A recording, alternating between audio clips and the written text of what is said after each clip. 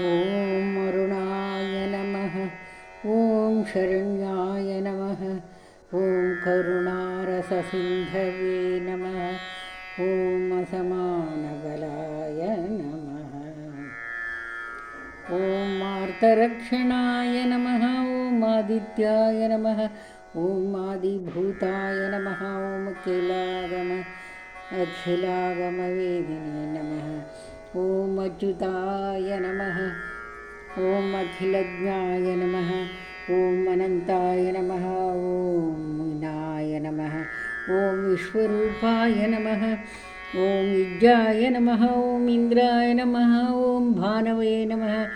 ॐ इन्दिरामन्दिराय नमः। ॐ वन्दनीयाय नमः। ॐ ईशाय नमः। ॐ सुप्रसन्नाय नमः। ॐ सुशीलाय नमः। ॐ सुवर्चसे नमः। ॐ सुप्रदाय नमः। ॐ वसवे नमः। ॐ वासुदेवाय नमः। ॐ उज्ज्वलाय नमः। ॐ उग्ररूपाय नमः। ॐ ऊर्ध्वगाय नमः। ॐ विवस्वते नमः। ॐ उद्यत्किरणजालाय नमः। ॐ हृषीकेशाय नमः। ॐ ऊर्जस्वलाय नमः। ॐ वीर्याय नमः। ॐ निर्जराय नमः। ॐ जयाय नमः। ॐ ऊरुद्वयाभावरूपाय नमः।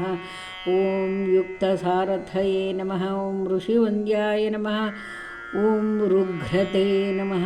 ॐ वृक्षचक्राय नमः। ॐ ऋजुस्वभावचित्ताय नमः। ॐ नित्यस्तुताय नमः। ॐ ऋकारमातृकावर्णरूपाय नमः।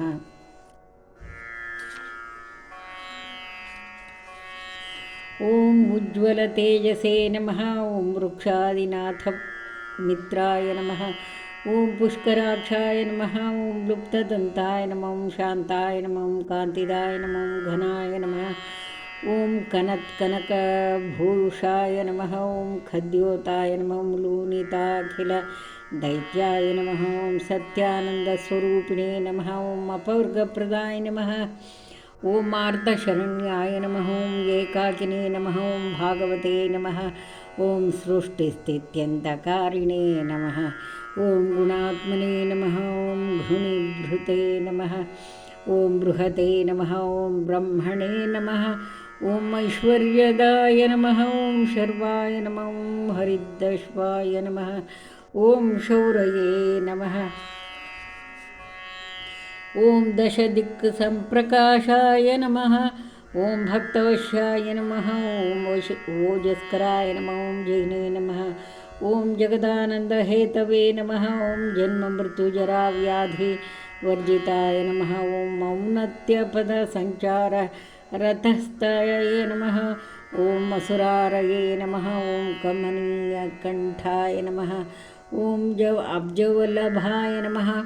ॐ अन्तर्बहिप्रकाशाय नमः। ॐ अचिन्त्याय नमः। ॐ आत्मरूपिणे नमः। ॐ अच्युताय नमः। ॐ अमरेशाय नमः। ॐ परस्मै ज्योतिषे नमः। ॐ महस्कराय नमः। ॐ रवये नमः। ॐ हरये नमः। ॐ परमात्मने नमः। ॐ तरुणाय नमः। ॐ वरेण्याय नमः।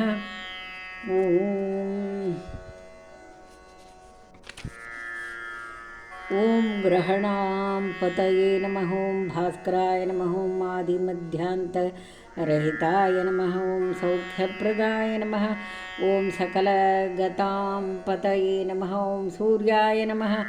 ॐ कवये नमः। ॐ नारायणाय नमः। ॐ परेशाय नमः। ॐ तेजोरूपाय नमः। ॐ श्रीं हिरण्यगर्भाय नमः। ॐ ह्रीं सम्पत्कराय नमः। ॐ अयं इष्टार्थदाय नमः।